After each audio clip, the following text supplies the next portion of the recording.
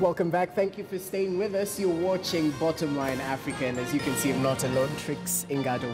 Hi, how are you? I'm fine, thank you. Fresh from Somaliland with some information. I can imagine. Yeah. Now, one thing that stands out, not many people know that Somaliland and Somalia are two different nations. Tell us about that. Yeah, they're two different nations, and they actually parted ways in 1991 after a bit of conflict, and they decided they're going to go at it alone as an independent nation. And since then, they've been making strides to actually just stand on their own as an actual nation. And there's some efforts that have made, including economic efforts and diplomatic efforts, and there's a lot to this country that is just a well-kept secret that we are about to dissect in my story that is coming up, that is on Kenyans in diaspora. Now, a thriving economy in Somaliland's Hargeisa city has proven to be an attraction to foreign professionals seeking to make a living. A common history and similar social systems have made Hargeisa even more attractive to Kenyans who form a huge percentage of the Somaliland diaspora. Now, I prepared this story for you. Just take a look and find out more about the Kenyan diaspora in Somaliland. Okay. Wararkii. It is along these busy streets that Somalilanders in their daily toil work towards bettering their own lives and a better Somaliland. Their adamant efforts have over the years turned this into a hub of activity and economic potential that has seen foreigners from around the world want a piece of the action. A large percentage of that foreign population is made up of Kenyan diasporans, bringing to the table skills and expertise, filling in the gap that the local citizenry has yet the capacity to.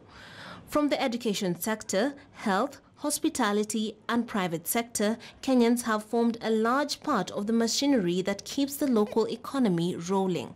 You wouldn't need to look too far to meet Kenyans going about their business here. Since I entered here in 2014, now I have like 5 years. I've adapted with these Somalilanders. I've adapted just a little bit of the language. Yeah. Despite this being a worthy investment destination for many, there are challenges. As a woman, I can say the challenge we have here mostly is a dressing code, because as in back in Kenya, we are not used in covering ourselves. You know, you are Kenyan, right? You know the dressing code of Kenyans. When we come here, the culture says that women are supposed to cover themselves. So that is the most challenge I face here as a woman. You know, without being represented by the government, you are nothing. You know, your challenges cannot be addressed to when it comes to the issues to do with the government and government understanding. So having no office here for representation is really a challenge that the government of Kenya should look into and have the office here. We are so many Kenyans here. Saad Ali Shirian is the Somaliland Minister for Foreign Affairs. He attests to the influence Kenyans, among other foreign nationals, have had on the city. The ties between Somaliland and Kenya are very strong and historic. Kenya was a British colony. At the same time, Somaliland was a British protectorate. And we shared during that time many things, including in fact, currency, administration system, legislation. We're all under the same system. So it goes back. And I think we both subscribe to the same democratic ideals. And that's also another connection, a strong connection between Somaliland and Kenya. Government officials reiterate the urgent need for recognition, as well as a Kenyan consulate that will cater to the needs of foreign nationals working here. The logistics is one of the challenges at the present time. There is no, good road between Somaliland and Kenya at the present time. We are going to build the road from Berbera to Wachale, which will hopefully link up with the road network with Ethiopia, which also links up with Kenya. I'm quite sure that will facilitate trade between the two countries. I think the absence of a consulate here in Hargeisa, a Kenyan consulate here in Hargeisa, is also a challenge. I think the presence of a consulate would have facilitated, the movement of goods and people and investment between the two countries. That's a challenge we need also to overcome.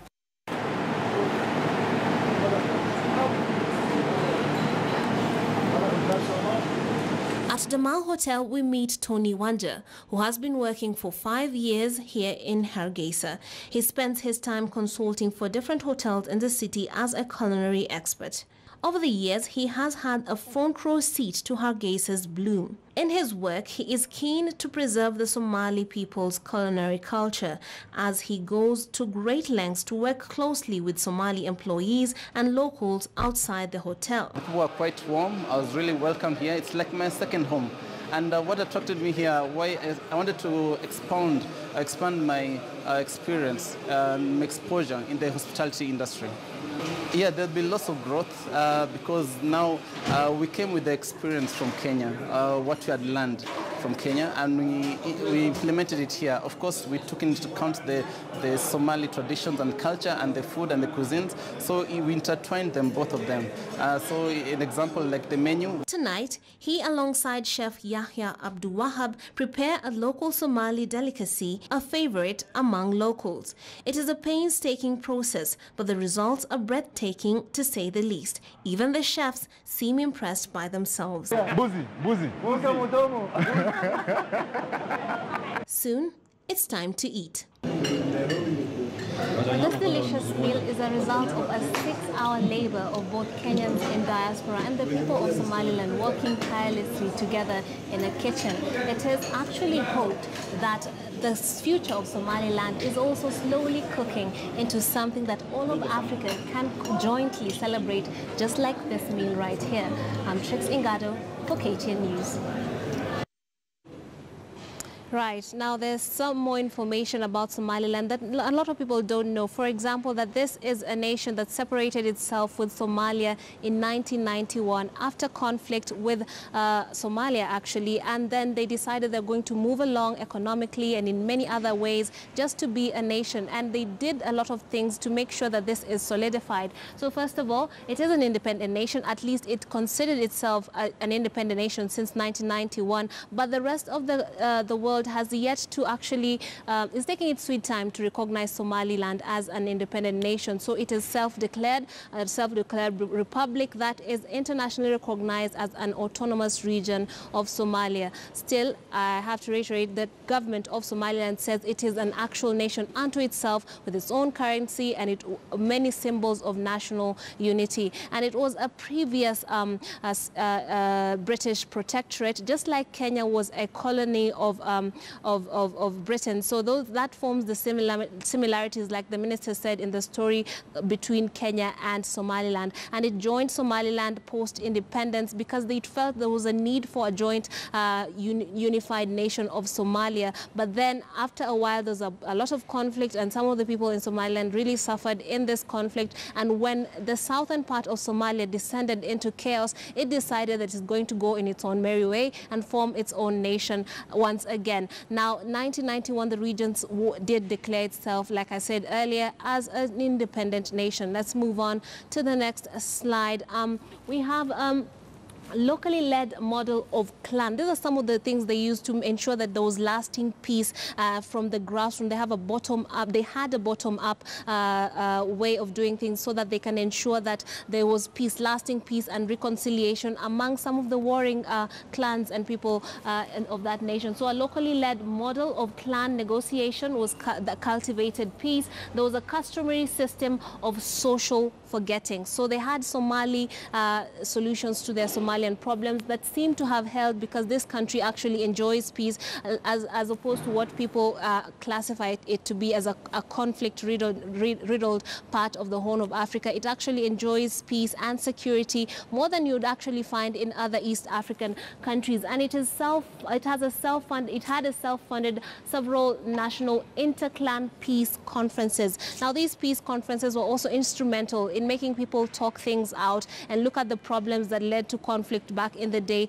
and ensure that they were forging forward in one unified future. And then the grassroots local assemblies dealing with clan reconciliation, constituted issues and institutional formation. And we know right now, when you take a look at Somaliland in the larger East African region, it is a beacon of democracy because the people have a strong sense of patriotism and they come together, make decisions together, they decide on peace and they struggle and work together to ensure that there is peace in that country. There's no issues with security, and even we are having a church in that predominantly Muslim part of this region that is just going on about its business, and we're having lots of Kenyans, like I said in my story, working there conflict-free without fear of any sort of problems as they go about their businesses. So that is Somaliland for you today. And also there's some of the elements of the country that point to it leading closer and closer to being a more successful